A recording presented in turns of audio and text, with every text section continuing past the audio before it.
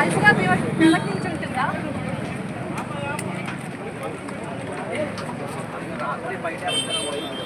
వైజాగ్లో మిట్ట మధ్యాహ్నం ఒక అమ్మాయి రేప్ జరిగింది.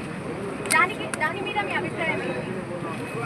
తను ఎలాంటి బట్టలు వేసుకుందో, ఒక చర్చ్లో ఉన్న నాన్నని ఫాదర్ రేప్ చేశారు. తను కూడా చిన్న బట్టలు వేసుకొని ఉంటుందా?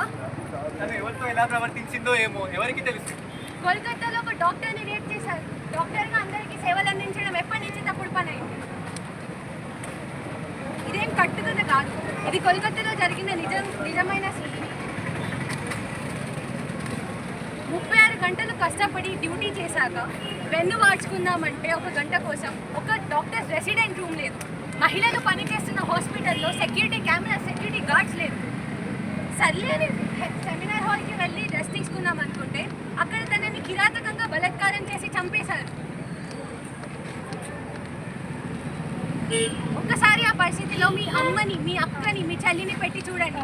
అప్పుడు కూడా మీరు ఇలానే మౌనం పాటిస్తుంటారా? ఇదేనా జరుగుతున్నది మన దేశంలో?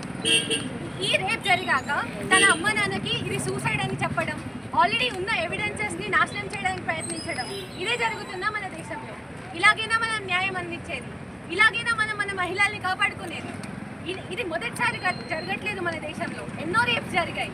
ఎప్పుడు న్యాయం అందిస్తాం మనం వాళ్ళకి? ఎప్పుడు ఆ కిరాతకులకి పనిష్మెంట్ ఇస్తాం మనం?